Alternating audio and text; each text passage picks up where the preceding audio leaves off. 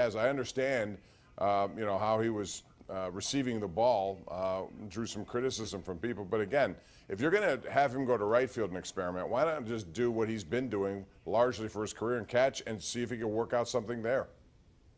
I mean, I think that they should try to have him catch, but they, I think, pretty clearly are only paying lip service to the idea that he can, which makes me wonder and go back to when they drafted him first overall, ostensibly to be a catcher, if they really knew that they were getting a guy that probably couldn't hack that level in the big leagues and who couldn't hack that position. And that calls into question drafting him. I don't know, Bob, don't you look big picture right now at what's happening again to this team? It's on like a 73 or 72 win pace. I look at them and I kind of juxtapose the way they're playing. I know they've won 7 out of 12 coming into this, but I look at the way they're playing. I hear the GM say, we've got to win soon, like ASAP. And I just wonder how on earth that's going to happen, because I do not see the building blocks of a winner that exist right now. Well, there are more questions than answers, that's for sure. And I thought by now we'd get a different situation. Brian Hayes, he is what he is. He's not a very good hitter.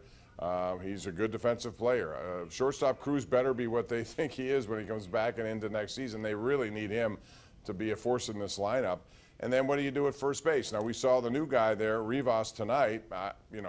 One game, I can't make a declaration one way or the other what I think of him. But if he's not the answer there, what do they do? I mean, he's not the answer there. There are going to be guys out there in free agency. I know Rhys Hoskins didn't play at all this year, but he's going to be an unrestricted free agent.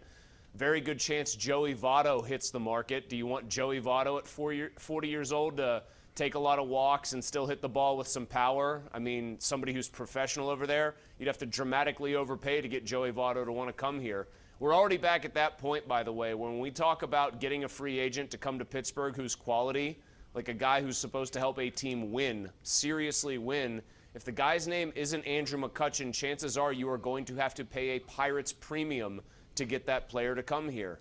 So it's a grim state of affairs, but it is what it is. All right, we'll continue that Pirate talk. Also, we'll get into the Steelers in another day of training camp before Friday Night Lights in Latrobe.